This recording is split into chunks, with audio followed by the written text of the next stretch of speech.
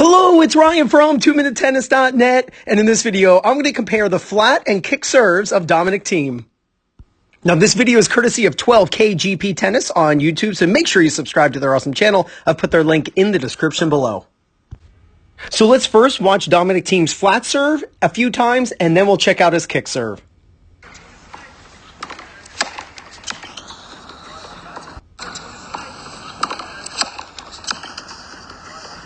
And now here's his kick serve.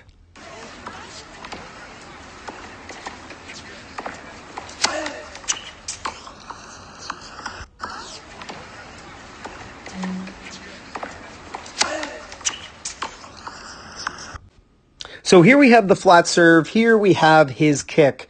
And I'm going to go over three basic differences: the toss, the body positioning, and the swing path. So let's look at the toss. And so let's take his flat serve first, and we're going to take his racket to contact. So if we draw a straight line down from the ball, this is basically what is called 1 o'clock, right? So straight up above his head would be 12 o'clock, there's 1 o'clock, 2 o'clock, 3 o'clock, and so on, right? So he's contacting the ball at 1 o'clock. If we go to the kick serve, you can see completely different. It's completely different. Let's go put this line back.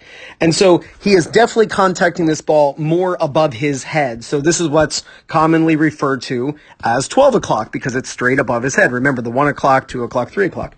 So when you are hitting a kick serve, the first thing we need to know is we need, as a right-hander, to toss a little bit more above the head. And the reason for this is on a flat serve, the racket is more above your hand at contact. So there should still be an angle between the arm and racket. Let me redraw that. There we go. There's still going to be a slight difference between the arm and racket, which we can see here, like meaning the arm and racket should not be in a straight line as you're striking the ball. So he's got this arm angle, which is correct, between the racket and his hand.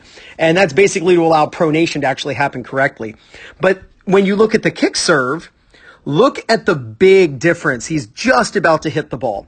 So we can actually use this difference here. Let's actually draw the angle between his arm and his racket, which is going to be right about there. I would say that's like a perfect angle to use.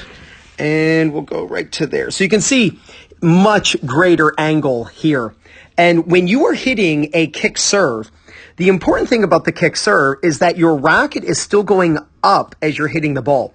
So not only is your racket more to the left, but it's important to understand that the contact point needs to not be as high as you can reach.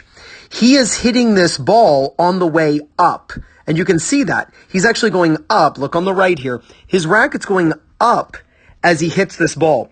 After he hits the ball, the racket goes up, and then it comes around. So we can actually draw his racket path. So let's do that. So I'm going to put a little dot there at his contact point. I'm sorry, at the strings. And then right there. And we keep going. Right there, and then right there. So this was his swing path as he hit that kick serve. Notice he's hitting the ball between these two yellow dots. That's on an upward path as he's hitting the ball. That's what's putting the topspin on the ball. And you'll actually notice that when the ball hits the ground, watch what it does. It kicks to the right. So the ball goes like this and then actually kicks to the right. That's the whole idea of the kick serve. The reason for that is when he's contacting the ball, he's swinging up to the right as he's doing this. That puts a cockeyed spin on the ball, so when it hits the ground, it actually jumps to the right. That's the whole idea of the kick serve. When we look at his flat serve, after contact, there's no upward movement of his racket. He is reaching as high as he can, still keeping the angle between his forearm and his racket intact, but he's reaching as high as he can when he contacts the ball on his flat serve. He is not reaching as high as he can. He's actually letting this ball fall more on the kick serve so that he can be rolling more up the back of the ball, getting that cockeyed spin so that the ball actually jumps to the right.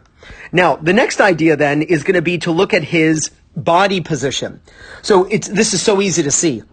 Look at where his chest is facing compared flat serve and the kick serve.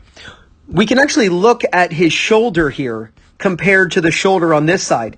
He's ever so slightly facing more forward. I mean, and I would definitely not say he's facing toward his target. He's not. His body is, without a doubt, facing more forward. But look on this side, on the kick serve, his body is facing more to the right. One of the key components to hitting a kick serve is keeping your body to the side more than on a flat serve. Now, on both, he is not facing his target. His body is facing to the right of his target, but it's facing more to the right on the kick serve. The reason this is so important on the kick serve is so that you can get the proper swing path.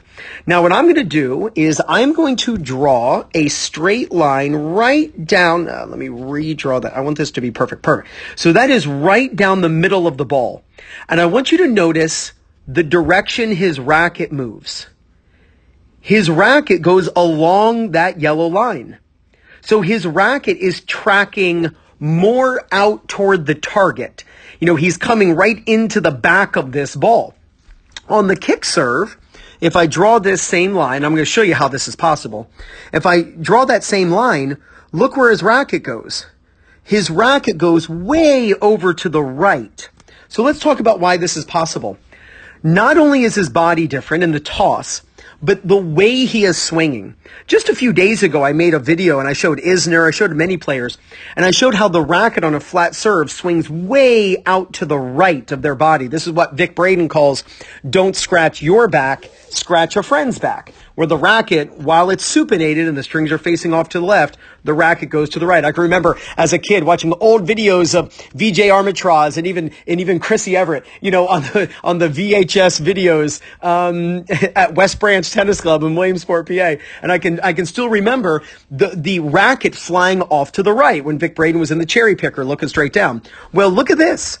Look how his racket is not on the kick serve. It's not going off to the right, but it's staying in his body's frame. And what I mean by that is if I draw the frame of his body and I draw on the flat the frame of his body, on the flat serve, the racket is getting thrown to the outside of his frame. But on the kick serve, the racket is going more up from his back. It's not getting close to his back, but from the camera's view. And that's because his body is more to the side. It's really a very similar movement, but because his body is facing more to the side, the racket comes more from here. Where on the flat serve, his body's facing more forward, so the racket's over here when it comes up. This is paramount. If you look like this on your kick serve, you are not going to be able to hit a kick serve. The racket is simply not going to go over here and then come back this way to hit the kick serve. The kick serve's movement is more left to right on the camera's view. You can see right here is what Salzenstein, I think, calls the dirty diaper, but he's got the strings facing the back curtain, where on the kick serve, on the flat serve, when Dominic Thiem,